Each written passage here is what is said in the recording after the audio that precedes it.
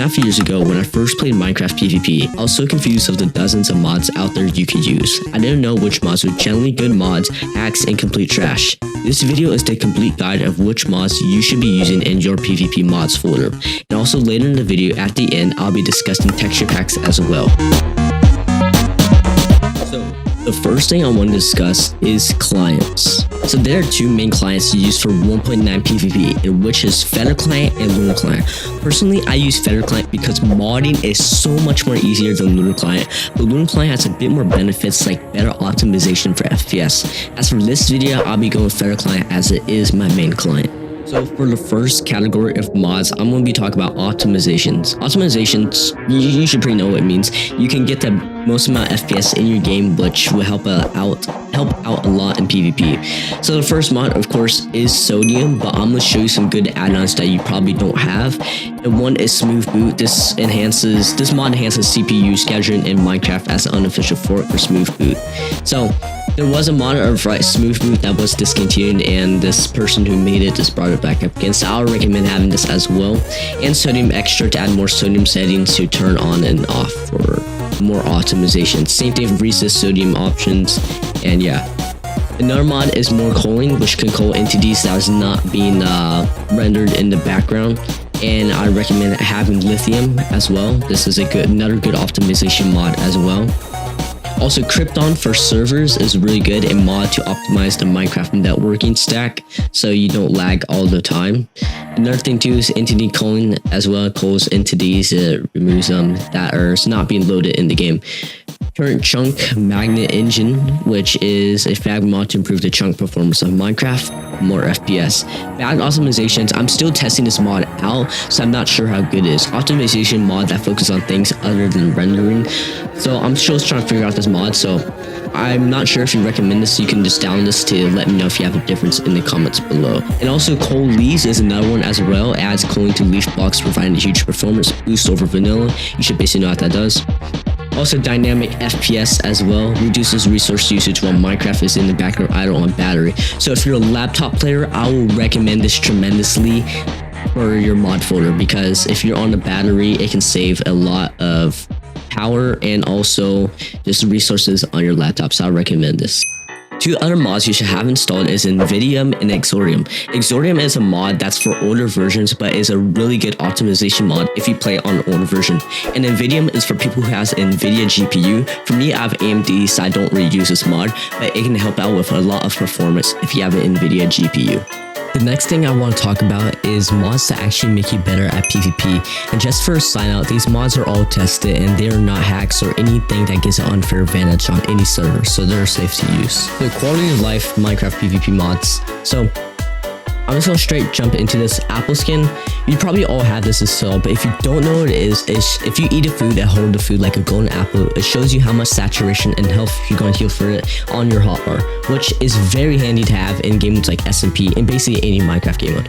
Better Shields is a client-side mod when it shows you when you disable a shield and if your shield's disabled, and it makes a sound, but I will be showing another mod in this video that is way better than this. I just have it because sometimes the server can lag and it doesn't register that I disabled a person's shield, so it's best to have two of the same mods.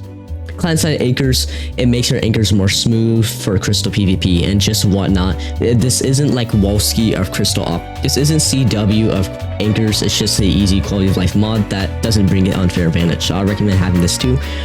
Crosshair add-ons. Oh, this is a great mod to have. It has so many options you can do. So these are my settings for all of it. First, I have the entity indicator on when it shows you're at the right distance to hit a player or just any entity. Elytra add-on is basically if you have Elytra equipped, underneath your little crosshair, it'll show this Elytra symbol. And these are my settings I use, by the way. Hit marker add-on is shows when you actually hit a player or just any entity, and it's very handy to have. This is my settings for the animation. Shield indicator is basically a mod that we just went over, but this one is better. It shows when you have a shield equipped, and it also shows when your shield breaks in this area right here.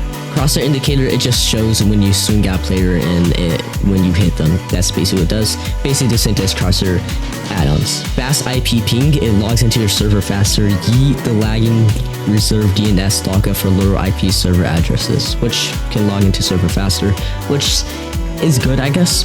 Here's just anchor optimizer, basically the same thing as client-side anchors. Join auto sprint is a very handy mod to join. Join auto sprint is a very handy mod to have, is when you join into a server and it automatically makes a sprint so you can just run. Marlow's crystal optimizer, we already know what this does, and it makes your crystals faster. It's not like CW if you don't know what it is, or it's not Wolski's crystal optimizer. Basically it fixes the waiting on a server after crystal break before end crystal entities are clear. Mass Effect. This mod doesn't really give you advantage in any game mode. It's just a really cool mod to have. Basically does when you mace a player, it makes like this nice shockwave, and the shockwave is bigger the higher up you go and the smaller like amount of distance you have. These are my settings for it. I recommend turn off totem effect if you're a crystal player. I forgot what it does, but it makes your game super cluttery, so I have it off. Also, Ender Pearl Trail makes a trail of particles, so when someone pearls away or you pearl away, it's only you can see it, so it's a good way to tracking players down if you see them pearl. No death animation is really cool to have for crystal PvP. Basically what it does, if you kill a player with crystals, it'll skip the death animation, they will just disappear, which is actually really cool to have in clips.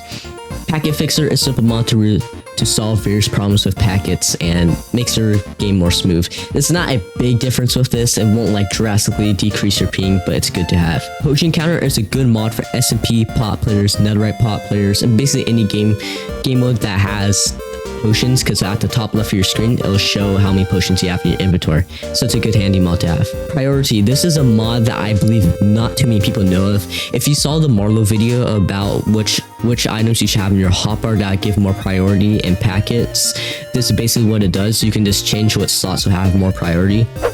Basically how this mod works, if you have a hotbar slot set with a lower number and you have another hotbar slot set with a higher number and you spam both of them at the same time, the slot with the lower number will register more than the higher number slot. Server ping fixer basically improves ping and speed of the multiplayer server so you can connect faster. Shield fixes. This mod disables or basically helps out with basically disabling the shield being ghosted. It's by Wolski again too, which is really good to have. Resolves issue with shield sounds and corrects the animation glitch where the player's shield doesn't display blocking properly. So this is a good thing to have. These are my settings, by the way. Shield stats represents shield stats using colors and textures. So if your shield is ready to use, it'll show a green color. If your shield is disabled or the opponent's shield is disabled, it'll show red. If you're using a shield, I set to blue, but you can turn this off or just set to green. Also, you can put custom texture for your shield as well, which is cool to have. Sprint after death makes you, it's basically like join auto sprint, but if you die, it'll make you automatically sprint, which is good to have as well.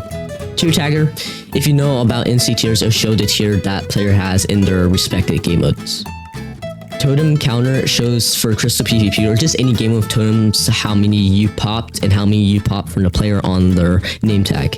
UK use armor HUD, it shows the durability and armor HUD in a vanilla style on the right side of your hotbar. And also, if you want to use Wolski's mods for all of these here I just showed, you have to have installed Wolski lib, which if you're using Feder client or modder, it should automatically install with it.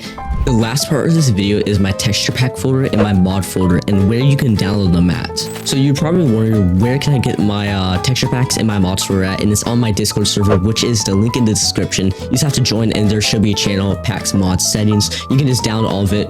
And fair warning, there's 3+ gigs of texture packs, so it might take a thick minute to install. I had to like send 2 parts of it. One, because Discord's limit is 500 megabytes, and 2, I had to send the other part through Mediafire. So if it's a bit sketchy that I have to download through 2 parts, it's fine. It's completely safe. There's just a lot of texture packs, and I'm gonna show you. There's all the mods I just showed you that's going to be in here. You can just pause it, slow it down, because this is all of it. It's all the mods I recommend. You can add more to this, or if you have any other mods that I didn't cover in this video that I should add to my own pack, let me know in the comments below. And my texture pack folder. This is a lot. Certain packs, yeah, this is a lot. There's way more than this, I guarantee, because these are all the pack stats for this version right here. But if you play in the older version, or if you play an older version, there should be more packs pop up. Also, I have a lot of overlays too from this YouTuber on screen that'll pop up. This video was inspired by him, so send a lot of credit to him. And I'm just taking this pack and stuff. He's getting credit for it. So if he's watching this video, bro, Thank you so much for the inspiration and stuff. Your packs are fire, by the way, your overlays. So yeah, also another thing too, the packs that I made, like that's on my Patreon, they'll be completely free, and other packs I never released, such as Alcatraz.z, Biscuit Supreme, unfinished packs will also be in here so you can test it out for completely free. But fair warning, it's a massive pack footer. So hope you guys have a great rest of your day. Like and subscribe. I'm trying to reach 10,000 subs by the end of this year. Big goal. I know I can crush it with your guys' help. Plus I'm trying to get monetized by summer. Have a great rest of your day. Peace out.